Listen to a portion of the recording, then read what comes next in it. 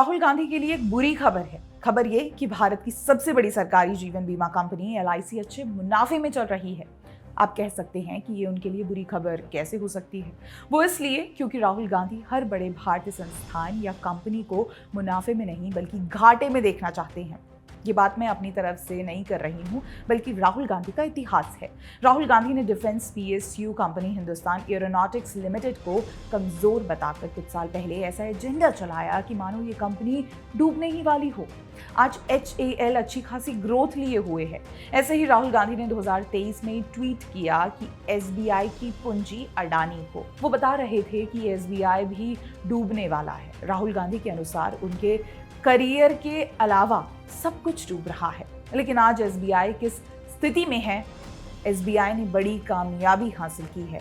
वित्त वर्ष 2024 से 25 में करीब 9.2 अरब डॉलर का रिकॉर्ड शुद्ध मुनाफा कमाया है। इस उपलब्धि के साथ SBI रिलायंस इंडस्ट्रीज और ONGC के बाद भारत की तीसरी ऐसी कंपनी बन गई है जो मुनाफे के लिहाज से दुनिया की टॉप 100 कंपनियों में शामिल हो गई है। कुछ सालों से LIC के पीछे पड़े हुए थे। कभी उन्होंने लिखा कि देश पूछ रहा है कि आखिर किसके दबाव में LIC ने जनता की कमाई अडानी पर लुटाई।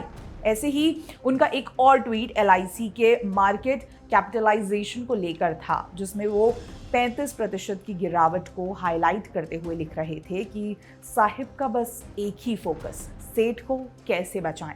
और आज राहुल गांधी अपनी मूर्खता को फिर से प्रदर्शित करते हुए लिखते हैं कि पैसा पॉलिसी प्रीमियम आपका, सुरक्षा सुविधा फायदा अडानी का। कोई राहुल गांधी को नींद से जगाओ और बताओ कि आज मई 2025 में LIC का मार्केट कैपिटलाइजेशन 6.03 लाख करोड़ हो चुका है। और PSUs की बात करें तो बड़ी बात यह है कि इस फाइनेंशियल ईयर की पहली तिमाही में LIC सबसे अधिक प्रॉफिट बनाने वाली कंपनी बन गई है।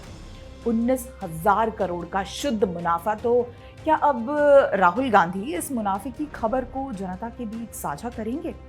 मुझे नहीं लगता वो ऐसा कर पाएंगे, क्योंकि वो सिर्फ निवेशकों के बीच भय पैदा करना जानते हैं। वे सरकारी कंपनियों को कमजोर दिखाकर निवेश को प्रभावित करने की मंशा रखते हैं, ताकि एक मौका तो मिले सरकार को घेरने का। दोस्तों, चाहे आप शेयर बाजार के जानकार हो या नहीं, एक आम आदमी भी शेयर बाजार का नाम सुनकर ये समझता है कि आज नुकसान है तो कल फायदा होगा ही। फिलहाल भारत की बढ़ती और मजबूत अर्थव्यवस्था पर तो ये नियम लागू होता ही है, लेकिन राहुल गांधी ने ऐसा मौका चुना जब LIC के शेयर नीचे जा रहे थे।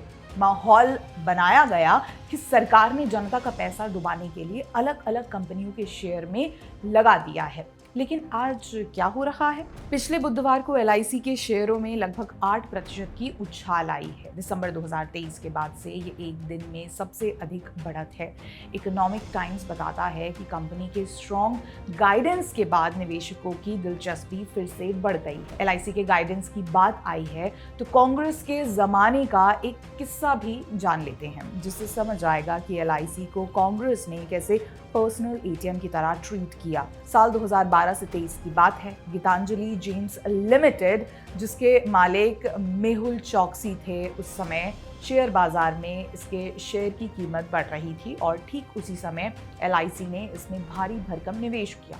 LIC ने कंपनी में 7% हिस्सेदारी खरीदी, लेकिन महज एक साल के भीतर गीतांजलि के शेयर धड़ाम से गिर गए और इसके शेयर का भाव 80 रुपए में सिमट गया। यानी करोड़ों रुपए का नुकसान, और वो भी आम जनता के पैसे से। ये एक बड़ा घोटाला था। तो सवाल है कि ये सब किसके आदेश पर किया गया? किसे फायदा पहुंचाया गया? क्या जनता की मेहनत की कमाई इस तरह दांव पर लगाने की छूट थी?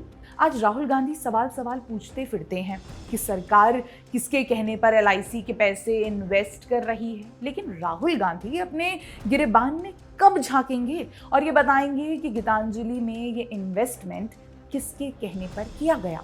क्यों LIC को एक संदिग्ध कंपनी में निवेश करने के लिए मजबूर किया गया? क्या ऐसा राहुल गांधी के आदेश पर किया गया? क्या ये वही कांग्रेस मॉडल है जहां आम आदमी की गाढ़ी कमाई को नेताओं के फायदे के लिए दांव पर लगा दिया जाता है? ये कुछ सवाल हैं जिनका जवाब आज राहुल गांधी को देना चाहिए, जब वे LIC को लेकर प्रोपेगेंडा बेच रहे होते हैं।